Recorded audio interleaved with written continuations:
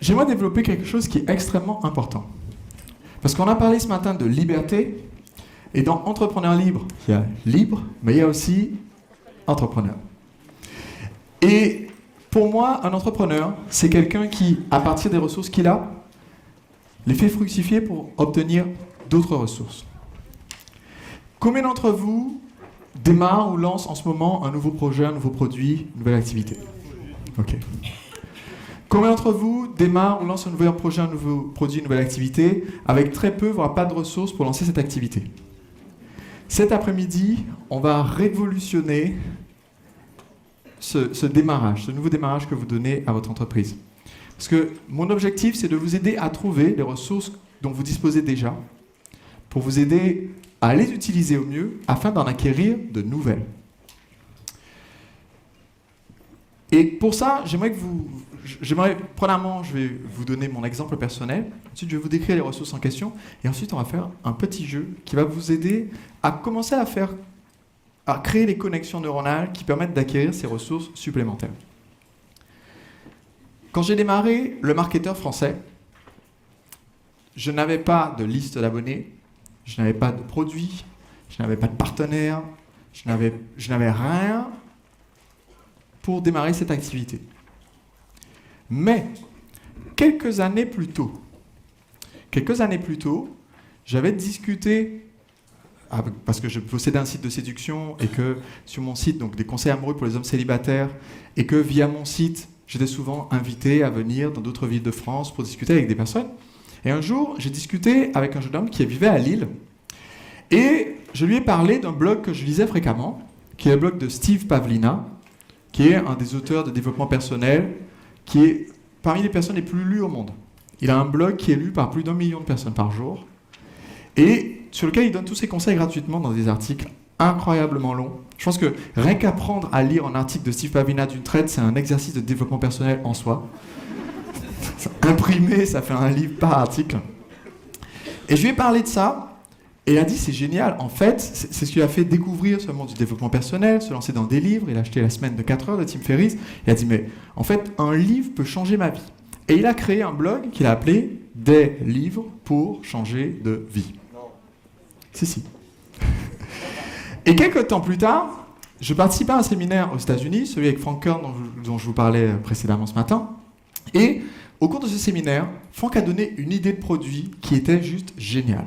Il a dit, voilà, le produit idéal, ça serait ça. Et il a parlé d'un produit, j'ai trouvé l'idée formidable, mais le problème que j'avais, c'est que je n'avais pas le temps de créer le produit en question. J'avais déjà plein de produits en cours de création. Pendant mes toutes premières années dans le coaching amoureux pour les hommes célibataires, j'ai créé plus de 50 produits différents, des DVD, des livres, des séminaires, des ateliers, des programmes en ligne, des programmes de coaching. Et au bout d'un moment, j'ai dit, ok, quelquefois, il y a une super bonne idée, quand vous l'entendez, qui est une très bonne idée, sur le papier, mais qui est juste impossible à ajouter dans ce que vous avez déjà. Est-ce que vous me suivez jusque-là? Donc, qu'est-ce qu'on peut faire à ce moment-là? On peut garder l'idée pour plus tard. On peut la planquer en disant, si ça se trouve, personne ne va y penser dans les 10 prochaines années, et peut-être que je pourrais le faire plus tard. Ou alors, on peut tout simplement la donner à quelqu'un et se dire, ça finira peut-être par aider quelqu'un, le fait d'avoir communiqué cette idée.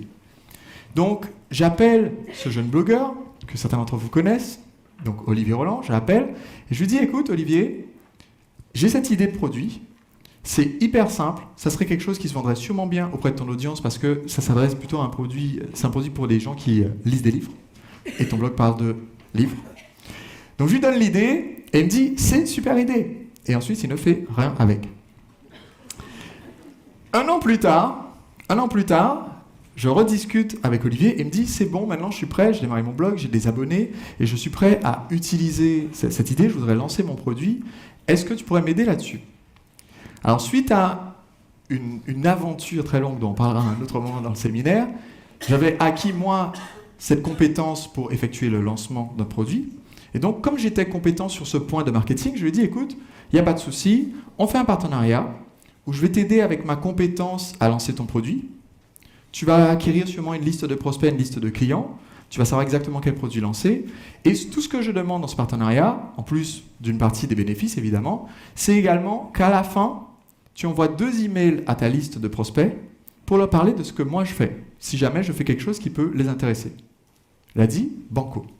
Donc j'utilisais ma compétence là pour récupérer un peu de ressources argent, d'accord? Mais aussi, plus tard, qu'est-ce qui s'est passé? Une fois qu'on a fait le premier lancement, sa liste est passée de 0 à 400 prospects. Deuxième lancement, passé de 400 à 6000 prospects. Quand j'ai dit, OK, c'est bon, je suis prêt, je voudrais faire une webconférence, est-ce que tu peux envoyer un email à tes prospects? Qu'est-ce que j'ai récupéré instantanément via la page d'inscription à ma webconférence? J'ai récupéré une liste d'abonnés, de personnes qui allaient suivre mes conseils. J'ai fait ma première webconférence, il y avait 30 personnes de connectées, et pour des raisons techniques, la conférence qui était censée démarrer à 19h a commencé vers 20h, 20h30. Et à l'époque, en termes de calibration de la durée de ce que j'avais à enseigner, mon concept c'était, on enseigne tout, et quand on a tout fini, répondu à toutes les questions, on va proposer le produit. Donc, à 1h du matin, je dis, bon maintenant j'aimerais vous parler d'un programme que je compte créer. Donc il est 1h du matin, il y a 30 personnes comme ça devant l'ordinateur. Et je parle de mon programme, et je me base sur les frustrations et les questions qui ont été posées par les personnes dans la conférence pour dire, voilà de quoi on va parler, voici comment vont se structurer les modules, on va faire 4 modules, et ça va s'appeler « Séduire le client ». Donc cette première webconférence, avec ce tout premier public, m'a permis de faire ma première offre.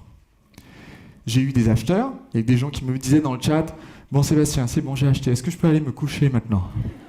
Je dis, toi tu as acheté, tu peux aller dormir. Vous qui êtes encore sur le chat, qui n'avez pas encore acheté, vous restez jusqu'à la fin. J'ai fait mes premières ventes, j'ai du coup pu créer le produit. Maintenant j'avais un produit et une offre qui convertissaient sur un tout petit premier public de test, donc j'ai fait d'autres webconférences. Et là j'ai obtenu des partenariats, puisque j'avais la preuve d'un produit qui convertit. J'avais aussi la preuve de ma compétence, par ce que j'avais accompli auparavant. Et la preuve de ma notoriété par les passages à la télévision de mon activité de séduction.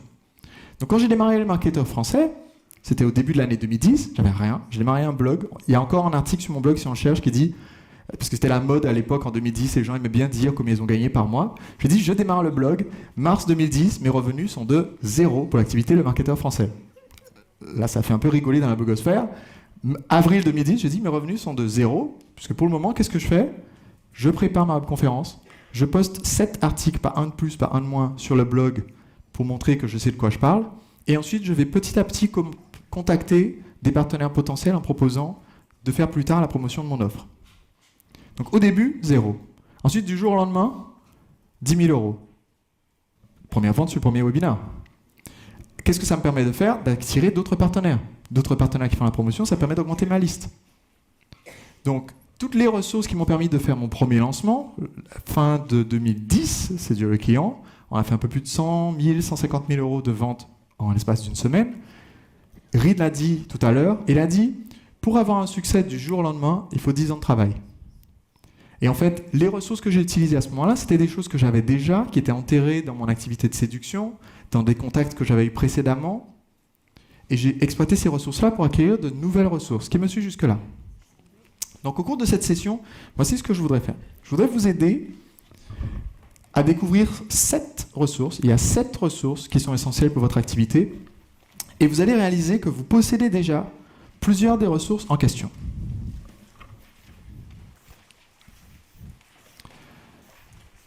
Voici la première ressource. La première ressource, ce sont vos relations. Ce sont les personnes que vous connaissez, ou encore mieux, les personnes qui vous connaissent. Parce que vous devinez bien que si vous connaissez tout le monde, c'est bien. Si tout le monde vous connaît, c'est mieux. Combien d'entre vous, en venant à ce séminaire, m'avez peut-être déjà vu sur une ou deux vidéos, vous avez l'impression de le connaître déjà. Donc, vos relations, pour moi, il y a 3 catégories. On va creuser un petit peu tout à l'heure. Mais il y a évidemment les gens qui sont prêts à acheter eux-mêmes votre produit. Il y a ceux qui peuvent devenir des partenaires et recommander votre produit. Et il y a des personnes qui pourraient servir en fait d'intermédiaires, qui vont peut-être pas acheter elles-mêmes ou recommander le produit directement, mais vous permettre de créer la connexion supplémentaire. Et ça, on va approfondir ça dans un instant. La deuxième ressource,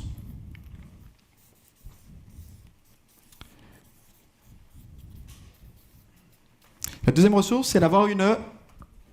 J'ai pas entendu. D'avoir une notoriété. La notoriété sur votre marché, c'est ce qui fait que vous êtes reconnu. Donc, c'est l'exploitation de médias qui vont être soit grand public, réellement grand public, la télévision, la radio, les journaux, soit sur votre marché toucher un grand nombre de personnes. Il peut s'agir de magazines spécialisés. Par exemple, ce n'est pas la même chose pour moi que de passer sur TF1 et France 2 que de passer dans le magazine Pharmacien Manager. Mais quand j'ai une interview dans Pharmacien Manager, ça me donne cette notoriété auprès d'un public extrêmement ciblé, qui est peut-être beaucoup plus ciblé que mon passage à la télé. Donc c'est deux types de notoriété différents, mais les deux ont de la valeur. Tout le monde me suit jusque-là? Troisième type de compétences, de ressources, je viens de dévoiler la réponse, c'est la compétence.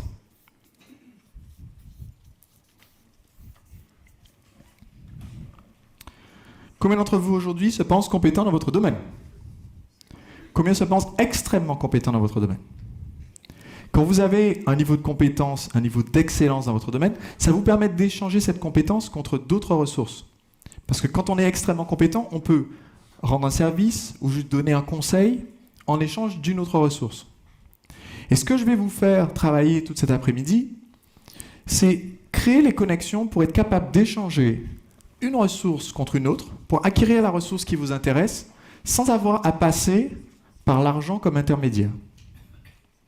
Parce que, automatiquement, malheureusement, on nous a éduqués comme ça dans le début de notre carrière d'entrepreneur. On nous apprend qu'au début, il faut investir, il faut dépenser pour avoir telle chose. Il faut payer pour apprendre, il faut payer pour faire de la pub, il faut payer pour payer des partenaires pour qu'ils fassent sa promotion. Et ça crée un blocage, parce que quelquefois on dit « Ok, mais à un moment donné, mon budget est limité, comment je fais ?» J'aimerais vous aider à devenir créatif. Et toute l'après-midi, on va booster votre créativité. Que vous soyez capable de dire, comme j'ai fait, « Ok, je vais utiliser ma compétence pour t'aider, mais en échange, tu envoies 2 emails à ta liste d'abonnés, ce qui me donnera de la notoriété devant ces personnes-là en tant qu'expert. » Tout le monde me suit jusque-là? Parfait. De la compétence, pour ceux qui vendent des produits d'information, vient tout naturellement la création d'un produit. Si vous ne vendez pas un produit d'information, c'est un produit physique ou un service, ce produit ne vient pas forcément du packaging d'une compétence, mais il nécessite quand même une compétence pour le créer. Donc le produit, c'est ce que vous allez vendre. Durant tout le séminaire, j'utiliserai l'expression produit pour désigner produits et services, que ce soit matériel ou immatériel, de façon interchangeable. D'accord? Donc je ne veux pas entendre de « Oui, mais tu as parlé que de produits, donc mon cas à moi est différent. » Voici quelque chose d'autre qui est extrêmement important. Beaucoup de gens confondent un produit avec la ressource que je vais indiquer maintenant. Cette ressource, c'est une offre. Un produit et une offre, ça n'a rien à voir. Le produit, c'est la chose, c'est l'objet. D'accord ? Virtuel ou réel, c'est la chose que vous vendez. L'offre, c'est la façon dont vous proposez la chose en question. C'est le message de vente, c'est la façon dont vous proposez de l'acheter, de le livrer, de le payer. Et cette offre, dans l'offre, le produit est interchangeable. C'est-à-dire, à mon dernier séminaire Entrepreneur Libre, l'invité était Brian Kurtz. Brian a une carrière dans le marketing direct. Ils ont envoyé plus de 2 milliards de courriers postaux au cours de sa carrière. Et ce qui est impressionnant, c'est que quand vous prenez une lettre de vente qui marche extrêmement bien pour vendre un produit donné, qu'il s'agisse d'un livre, d'une pilule, d'une machine, d'un service, et que du jour au lendemain, votre fournisseur n'est plus disponible. S'il y a un autre produit qui remplit la même promesse, est-ce que dans la lettre de vente, je peux juste enlever le nom de l'ancien produit, mettre le nom du nouveau et espérer que ça vende à peu près aussi bien, oui ou non? Oui. Parce que ce qui convainc le client dans l'offre, c'est ce qu'il va recevoir en échange de ce qu'il va donner. Et donc, l'offre et le produit sont deux choses extrêmement différentes. Et peut-être qu'aujourd'hui, si vous avez du mal à vendre le produit, c'est parce que vous avez bossé un maximum là-dessus, mais pas du tout sur comment est-ce que je vais le présenter et comment je vais présenter mon offre. Et ça vous bloque.